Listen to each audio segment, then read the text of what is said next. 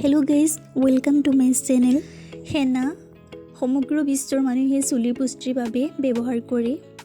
আপোনাৰ চুলিত কেৰাটিন নামৰ প্ৰটিন থাকে যিয়ে চুলি শক্তিশালী কৰি ৰাখে। কিন্তু অতি বেগুনীয়া পোহৰ,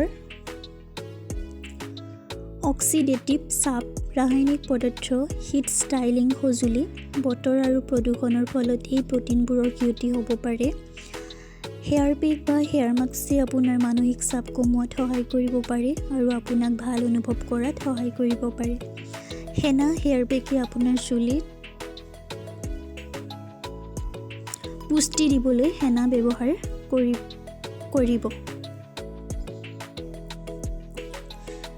চুলি ভাল ৰাখিবলৈ জানি লওক হেনাৰ 5টা হেয়াৰ পেক। 1 নম্বৰ, জেতুকা অথবা হেনা, মেথি, কণীৰ কুহুম, নেমু প্ৰতিটো উপাদান সমান অনুপাতত মিহলাই খুব ভালদৰে এটা পেষ্ট তৈয়াৰ কৰি চুলিত গুৰিৰ পৰা আগলৈকে 1 ঘণ্টামান লগাই ৰাখি তাৰপিছত শ্বেম্পু কৰি দিব।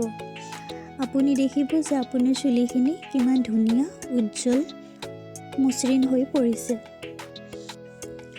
2 নম্বৰ, হেনা গুৰি, চিকাকাই, দৈ, কণী প্ৰতিটো উপাদান সমান পৰিমাণে ভালদৰে মিহলাই ভালদৰে পৰিষ্কাৰ কৰি চুলিখিনি শুকান চুলিত গুৰিৰ পৰা আগলৈকে লগাই 1 ঘণ্টামান ৰাখিব আৰু তাৰপিছত শ্বেম্পু কৰি দিব।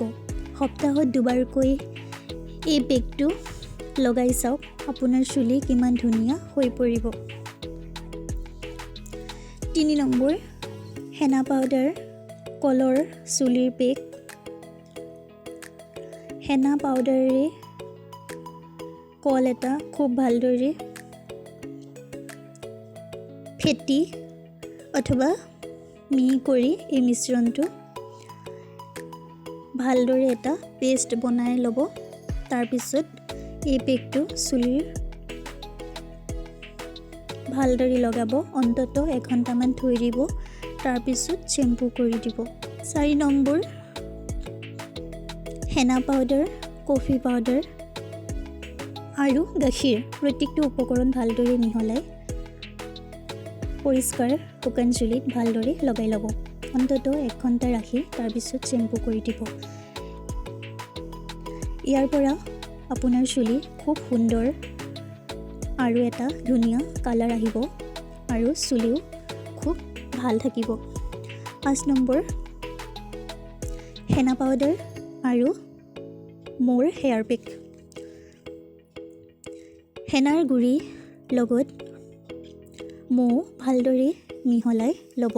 ইয়াৰ পিছত মিশ্ৰণটো আপুনি যদি চুলিত ভালদৰে লগাই ল'ব পাৰে আৰু এইটো যদি সপ্তাহত 2 দিন ব্যৱহাৰ কৰে, দেখিব আপোনাৰ চুলি কিমান ধুনীয়া, উজ্জ্বল, চিকচিকীয়া হৈ পৰিছে আৰু চুলিৰ গ্ৰোথ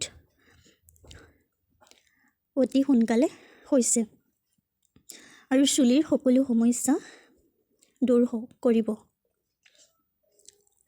ইয়াৰে আপুনি যিকোনো 5টাৰ ভিতৰত আপোনাৰ ওচৰত যিটো উপলব্ধ সামগ্ৰী তাৰ এটা যদি আপুনি সপ্তাহত এবাৰ হ'লেও কৰে, দেখিব আপোনাৰ চুলিত কিমান ধুনীয়া এটা চাইন আহিছে। বিউটি পাৰ্লাৰত গৈ হাজাৰ টকা খৰচ কৰি স্পা কৰিবলৈ দৰকাৰ নাই। আপুনি ঘৰতে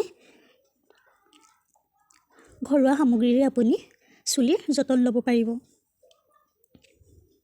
তেন্তে আশা কৰোঁ ভিডিঅ'টো চাই আপোনাৰ ভাল লাগিছে। ভিডিঅ'টোত এটা লাইক কৰি দিব আৰু চেনেলটোত ছাবস্ক্ৰাইব কৰিবলৈ একেবাৰে নাপাহৰিব।